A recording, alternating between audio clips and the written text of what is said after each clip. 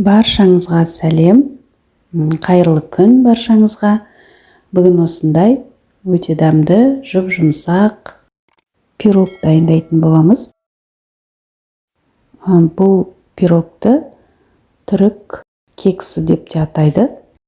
Ең алдымен менің каналыма тіркеліп, қоңыраушаны басып, видео рецепті соңына дейін көріп, менің каналымды қолдап кетсеңіздер.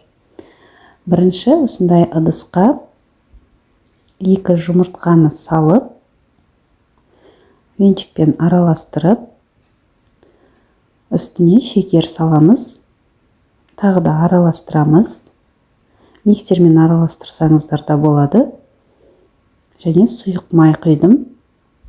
Әр салмамыздан кейін араластырып отырамыз.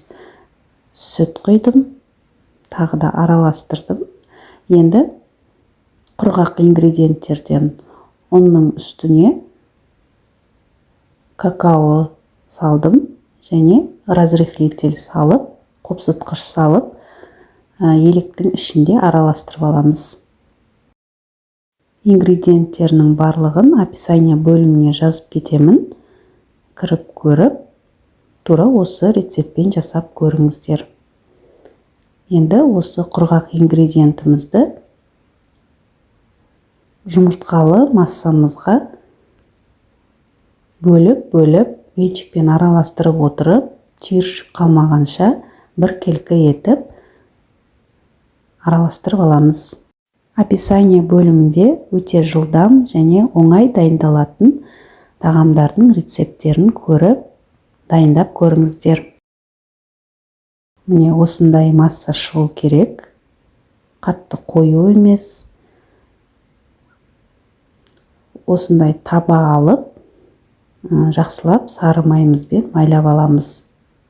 Домалақ таба алсаңыздар да болады, 24 диаметрде. Өте биік болып шығады. Мен осындай 4 бұрышты табаны пайдаланып жатырмын. Массаны табамызға құйып, қызып тұрған пешке 180 градуста 40 минут пісіріп аламыз. Енді корж піскенше кремімізді дайындаймыз. Сүтке шекер, крахмалды қосып, венчикпен араластырып, газға қойып, астын баяу отта қоямызды.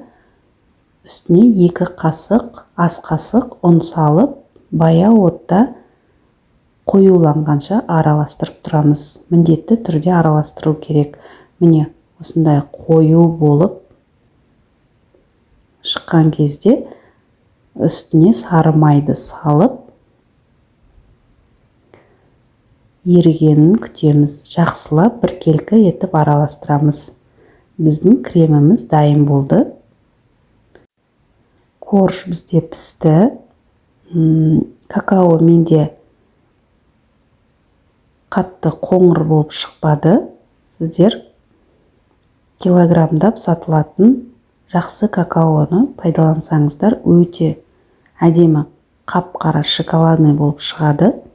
Енді осы пісіп тұрған корждың үстін осылай тесіп, үстіне сүтті құйып, кремді жағамыз. Кремді корж суыған кезде және крем суыған кезде жағамыз. Міне кремімізді жағып болдық. Енді әдемілік үшін кокос стружкаларын пайдаландым мен. Сіздер какао сепсеңіздер болады, немесе шоколадты түркіден өткізіп сепсеңіздер де қалауыңызша әсемдесеңіздер болады. Холодильникке салып, 1 сағаттан кейін жесеңіздер өте дәмді болады.